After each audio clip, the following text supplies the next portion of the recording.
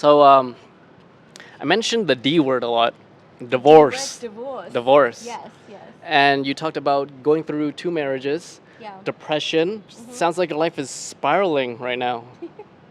But is it? It was. It was. It was.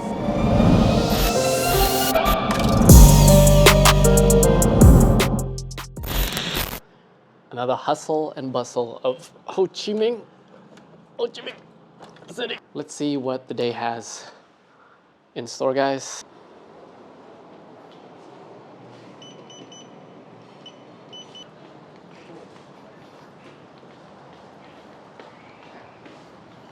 This is my go-to 7-Eleven. Who's this? Hi. Do you know me? You look really familiar. So you know me from where? I've seen you on Instagram. Yeah. I think people want to get to know you a little bit, maybe. Okay. Yeah. Do you want to tell your story? Sure. So, hello. Hi. Who do you go by? Mimi. I'm Mimi. And I, at the time, maybe had 10,000 followers. I'm like, this is really interesting. You know, I don't just follow anybody. I'm just like, this is interesting, very relatable, love it. So I started following. What are you doing in Vietnam right now? You know, right now, I mean, I bounce between Thailand, Vietnam, and Australia. So Vietnam, I've got some family here still, but most are in Australia. So I'm here, visit family, friends, eat the food. Yeah, that's really it. I know you never ask a woman this, right? But how old are you? How old do you think I am? Not a day over 18. I am 41. I'm 41. So you must have lived quite a lot of life. A life. Yeah. I've lived many lives. You know, I've had, you know, I think that I don't have a very interesting life, but then when I do talk about it, people are like, that is really interesting. So I like to do a fact check when I meet people. I don't meet everybody as much as I want to. And the first thing I do when I search up your name, Yes. you are quite successful. I'm okay. At what age? Let the audience know when you Okay. built your first business. Okay, so coming from like, you know, really strict Asian parents, I had to go to uni. I studied psychology. I got a psychology degree. But then I went into IT, so I built an IT business in my 20s until I was 30, so I had that for 10 years. And after that, I was just like, I needed, that just broke me, that honestly, that building that business is something that I'm extremely proud of, but I ran myself into the ground. And in somewhat, I feel quite proud and successful in a sense, but that broke me and I'm like, I need to do something else. And so at 30, it was a turning point, right? It just feels like every decade it's a turning point. And so I was like, okay, I'm gonna go travel. I'm gonna go travel, maybe do something good, like go volunteer. So my first... Well, you skipped a huge part though. So you built the business and then you stopped building the business? What happened?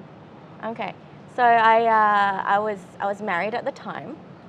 I met my first husband when I was 17, and my parents are really strict, you know, Asian parents. So it was all about, I had to kind of like follow the you know, tick the boxes, and you know, I met a great guy at the time. We were best friends and got married. So we built that business together, and then at that time, you know, didn't work out, and the marriage didn't work out, and so it was a divorce at 30, and also I left the business as well. Do you mind me asking, like, which happened first? Like, so divorce and then... Same time, at the same time. Interesting. Yes. And then, can I ask how much did you sell your shares of the company for? A good amount. Good amount? A good amount, yeah. And that funded your ability to travel? Yes. Yes. So that funded a good 7 or 8 years of just traveling and trying 7 to 8 years? About there. Wow. Yeah. Just to figure out exactly what I wanted to do. I used some of that money to try different business ventures, which failed. So like a lot of money went into that. A lot of money went into traveling, and then I discovered like investing and trading, and that was more like, I would say closer to COVID time. was when that I really got into that. But before that, it was just like spending that savings, spending the money I made. And I honestly, I tell people I hit rock bottom probably twice in my life. And that's what I say to people that are really young, like you, right? Yeah. I'm not that young, but okay. The more you fail, the closer you get to success. Sure. It's not smooth sailing, and that's what I think a lot of young people also feel like. They just feel like they just need to make it straight away, you know. So tell us more about your first rock bottom. My first rock bottom would be at 30, because my life pretty much, I was living a life that it just wasn't me. You know, it wasn't authentically me. It was just something that was tailored by either society or by family, by the marriage. I just was so lost, you know, going straight into a really long-term relationship at 17, and I didn't have time to find out who I was, and so rock bottom, even like financially, it was great, but rock bottom to me was just I had to let go of everything and start over. That was my first rock bottom. I fell into a really deep, dark hole of just could not know what was next. You know, it was scary. And I think a lot of us have to really experience that. Is I didn't know what was next. Like, what am I being? You know, having run this business for so long, like what other skills do I really have? Like, how can I really be hired? And I just traveled. I traveled, went to different countries. I went all over Southeast Asia, and Europe as well. And it just was. Did you find yourself? I found no.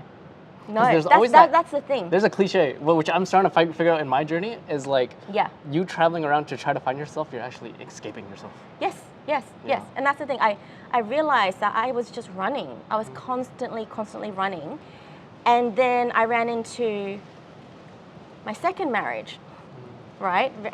Way too soon. Because you get into the thing about relationships, that when you're in relationship mode for so long, and I've spoken about this with a lot of friends, that you're in relationship mode for so long that you don't know any different, right? And so then when you're single again, you start to think about, oh, I'm lonely. I need somebody. So you're seeking. And then it wasn't very long that I found somebody else, and then that was another almost decade of my life. And then I also got married again. And so it was 2 decades of being somebody's wife and not really knowing, like, what do I want? You only know what you know. Yeah. So it's like, you think you're making this decision out of free will. Yes. But it's like these patterns that you follow what is like familiar and all this stuff. Yeah. And honestly, your question of like, have I found myself? I honestly say when I hit 40, which was like another new decade, right? And I left that terrible relationship. I was like, look, I'm staying single for a while to just figure out, and that process was very difficult. And I would say that would be my second rock bottom. And I just had to rebuild myself internally, externally, career-wise. And you come from a traditional, I would say, Vietnamese upbringing? Yes. So, well, I do. My dad's Vietnamese. My mum is Chinese. Oh, so you're like me. You're like half Chinese, half Vietnamese. Yeah, mixed, and born and raised in Australia. Yeah. And you already chose the entrepreneurial route, and most Asian parents are like, what are you doing? Why don't you just get a job? Right? Did you have that, or were they different? They were, look, when I was running the business, great. They were proud. They were proud. But then when I was doing nothing, I was traveling, I think they got worried, right? And then it's always that mindset, okay, got divorced, absolutely no. They obviously were very sad for me. Divorce in Vietnamese households is still taboo. It is very taboo. Yeah. In Asian cultures, very taboo. And so I was just floundering around, and they were like, what are you doing? You know, what are you doing? It took in English? in Vietnamese. Which is? Con bi làm gì? Con bi làm gì? You know, and con về đi, you know, because I was traveling so much, and like, con về đi, you know, find a job in Australia. But when I got into investing and trading, which is what I predominantly do now, it took a while to explain to my parents what I do. And they think it's, a lot of it's, they like, are you gambling? Are you gambling? You can. and I don't condone it. So it took a while. And I actually, ChatGPT. Yeah. So I have like the voice, Yeah, and it speaks all languages, Yeah, right? yeah, like so, Vietnamese. so I had to tell ChatGPT, can you just explain to my parents exactly what I do? Yeah. And then that was Wow. good. Yeah. Okay, and using AI for you. Yes. Amazing. Yes. But you must have gone through something similar with like your parents. They still don't know what I'm doing. I think that's the next Do you step. try to tell them? Yeah, I'm like, yeah, I make videos on YouTube, and then I can make money off that. Yeah. But they still don't know. And then I was on the other day, phone call with my dad. I told him I quit my job in Vietnam. Yeah. He's like, bây giờ làm gì? Bây giờ về Canada đi. Yes. Kiếm việc đi. Yes. And I'm like, okay. And I think they just... Làm bác sĩ hả? No. Hell no. Doctor, hell no. Yeah. I think that's their way of being like, I'm worried for you and I care. Right? Yeah. But at the same time, as like a Vietnamese kid or Asian kid, you have to be like, I hear you. I'm just gonna leave that energy here. I'm gonna do what the F I want to do. Yes. Right? Instead of trying to fight that. Yeah. So let's talk more about why is you're based in Thailand. You're Vietnamese, right? Yes. You're Vietnamese. Chị cũng nói tiếng Việt, Biết cũng nói tiếng giỏi, Việt, yeah. giỏi lắm. Khoảng 80%. 80% à? Yeah. I don't know if this is a thing. I'm only guessing, right?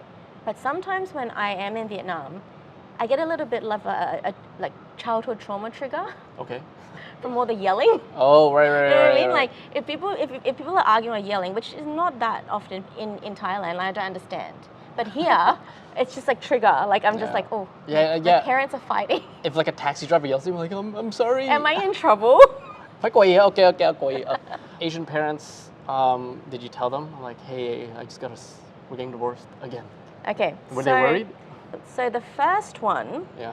they were very disappointed. They were very disappointed. How do you know? I know because my dad stopped talking. You know when that happened. For how long? No, he still spoke to me, but you know when they're just quiet, Yeah. right? Especially Vietnamese dads when they're just quiet. And then I had a bit of a lecture, and they were just, what are you going to do? What are you going to do? And so that they were worried. I think it was more so they were also worried, and also like kind of a bit of the shame, right? The second time round, I was 40, and my parents were like, they didn't like him. My whole family, they were always supportive of whatever I did, and they were like, yeah. And then when I said, look, I'm leaving this marriage, my cousins, my parents, they were like, are you okay? I'm like, yeah, I'm sweet. And they're like, good, we didn't like him. Can I Yeah. ask, this is Asian guy or non-Asian? He's a Caucasian Australian. Yeah. Because the thing with, now that I've been here for like almost 2 years, dating, when you date someone, you don't just date them, you date the family. Yes. In Asian culture. Yes. So you need the family's approval. Yes. Yeah. Yeah. How is your dating life? I'll talk about that in the next video. So I mentioned the D word a lot, divorce. Divorce. Yes. And you talked about going through 2 marriages, Yeah. depression. Sounds like your life is spiraling right now. But is it? It was. It was. It Has was. I would just say, like, probably more than a decade ago, it was. And I think that everybody goes, mental health is such a big topic, right? And it's also why I studied psychology. Mental health is such a prevalent thing right now, and everybody goes through it. And the lifestyle, how fast-paced the life is, and social media, and you've got to grind, you've got to succeed. And so I did go through it. But you're good now, right? I'm good now. I'm so good now. It's taken time to heal, but yeah, I'm definitely good now, and it's just something that I want to use to be able to help other people with. Yeah. And although when you're going through it, it's probably seemed like the world was over, right? But now looking back in hindsight, Yeah. probably the energy or thing that needed to happen to push you to where you are right now. It had to. I feel like I won't be here today. There's always that question, if you could go back in time, would you change anything? No. I wouldn't, because I wouldn't be here. I wouldn't be speaking to you. I wouldn't be connecting with all the people that are great in my 100%, life, right?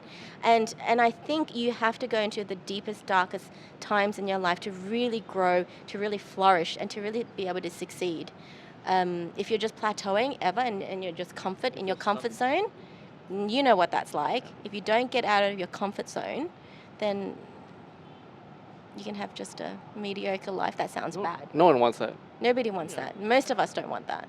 Yeah. Yeah, we're good. Okay. Bye. See you all in the next Bye. one. Interesting. Or Gia bill. Wait. Splitting the bill. Split the bill? Yeah. Did you expect to split the bill? Depends.